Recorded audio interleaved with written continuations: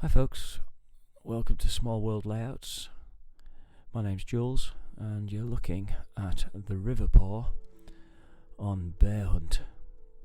Bearhunt's my latest layout. It's nearly finished, so I was leaving the Resin river paw till near the end. It's a two-part resin. It's a nice cheap one, comes from Amazon, and it's a fraction of the cost of buying the modelling. So-called modelling two-part resins. It's usually used for jewellery making, I think, and paperweights and things. It comes with lots of glitter and stuff in the kit, which I'm afraid I discard. But it also comes with very useful dyes. So you mix equal amounts, it's 1-to-1, and stir and stir and stir. And then stir some more. When it feels like you've got repetitive strain syndrome, you stir a bit more. And then I put the dye in. So at the moment it's got 3 drops of brown and 2 drops of green dye in it. And you stir some more, and stir and stir and stir. And still you'll see it does come out quite thick. You can see it's not quite run under the bridge. So I went back to get a little bit more. Because I found also I mixed up quite a good amount. However, when you're pouring it, you need to be quite low so you don't get too many bubbles in it. Because the bubbles do show. You can burn them off. You can use one of these sort of creme brulee kitchen gas torches, and that's very effective. I did that when I did Broccolicia and put the canal in there, and it burnt all them off, absolutely see-through. On Bearhunt, I've left them in because it's meant to sort of give the idea of a more flowing river. Because in the story, of course, the river is one of the places that the family have to journey through. Oh, extreme close up there. To get to the cave, which you can just see in the distance there. It's flowed nicely under the bridge now, when just fingers crossed that it stays there. Now, one of the other areas is that there's some squirchy mud to get through. And you can see the mud's there, but when I did it with, I think it was PVA I put on top of it, it just didn't look gloopy and wet enough. So I'd seen somebody do this with resin.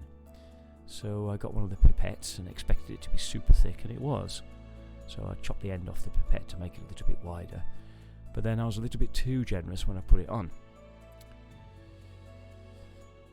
But not to worry, I thought, I'll just spread it around with the end of the pipette. Which kind of worked, but then you couldn't see the kind of soil texture underneath it. So I had a plan B to try and get around this. So I actually got a clean paintbrush and moved it around a little, and then doing that discovered, I could gather quite a bit on the paintbrush to try and lift some of it off.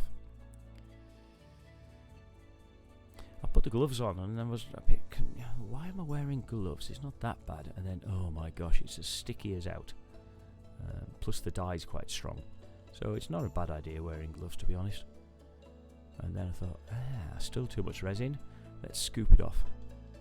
So with the aid of some blue roll and a bit of careful work with the paintbrush, I managed to extract a bit of the excess resin from the mud before the family get into the deep dark forest. Stumble trip, stumble trip. I've read that book far too many times.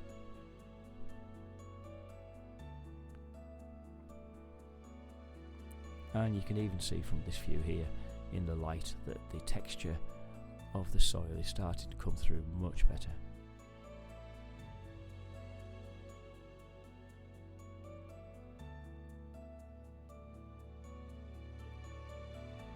And now all we do is we leave it for 3 days, although it says 24 hours.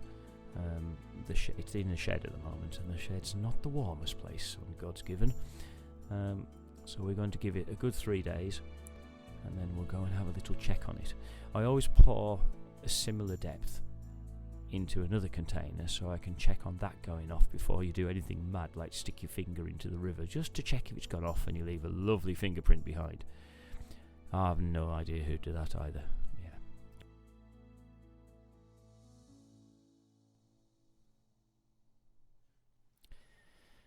as SpongeBob is keen at saying.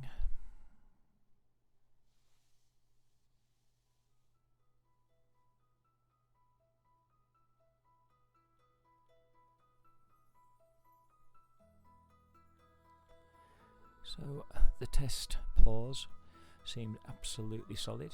You can see here the tint that's just changes it from being completely clear, but nice and safe. Always cover it with tin foil because it stops dust or anything or sawdust getting into the pore. And the big reveal, and there it is, looking beautifully shiny in the light. Looking good so far, but will it stand up to close inspection? Let's take a look. I was really pleased actually, it came out pretty well. I was happy there was no bleed up the banks. There is in one place, just about there, at the bottom of the bridge, but I quite like that. It doesn't offend me. The mud has come out looking nice and shiny, so that'll look good later on when we add the figures to it that it needs. And again, it's not discoloured the static grass, even when we're on super close zooming. The painted reed bed looks a bit it's a bit rough close up, but standing viewing, it doesn't offend me. Looks alright from there. Quite happy with how that's turned out.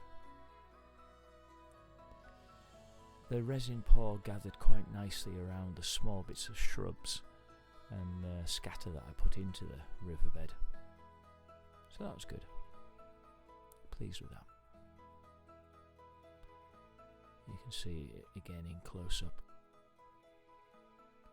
and there weren't as many bubbles as I thought. Spoiler alert for the next video.